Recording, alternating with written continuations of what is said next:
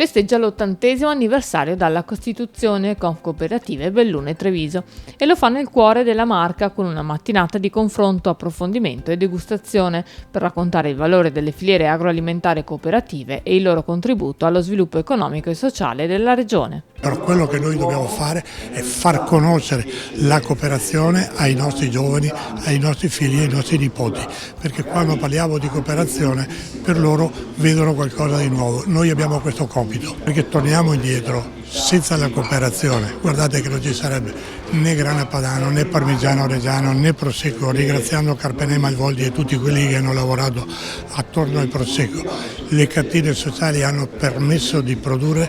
di far sì che gli agricoltori rimangano nelle campagne con i loro vigneti e con i nostri prodotti. Che la cooperazione di adesso, di oggi, dà anche una garanzia di realizzazione e di produzione di documenti che l'allevatore, che il coltivatore, che il socio di una cooperativa non può fare da solo, ma attraverso una struttura organizzata lo può fare.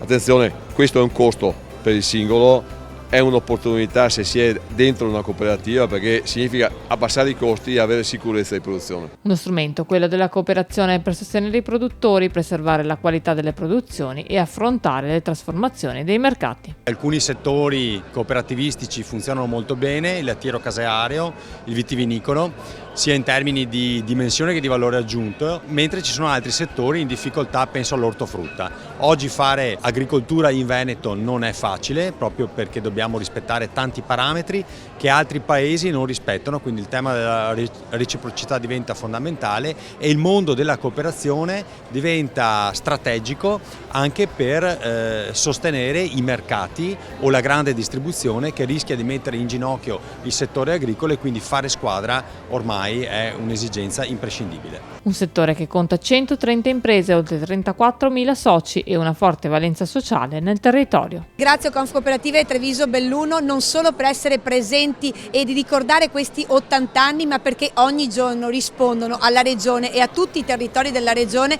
dando delle risposte personalizzate rispetto alle persone. Significa tantissimo non solo per il mondo del sociale, ma per quello che rappresenta per le persone, perché in primis si occupano di persone e nel mondo sociale diventa fondamentale anche la modalità di approccio che noi diamo in questo aspetto, soprattutto per quanto significa anche l'erogazione dei servizi che non sempre devono essere gestiti con l'appalto come avviene in altre situazioni, ma uno degli sfide con gli ambiti territoriali e sociali sarà proprio legarli alla coprogrammazione e coprogettazione per permettere che quel mondo della cooperazione formata abbia proprio l'opportunità di lavorare in quel territorio a cui appartiene.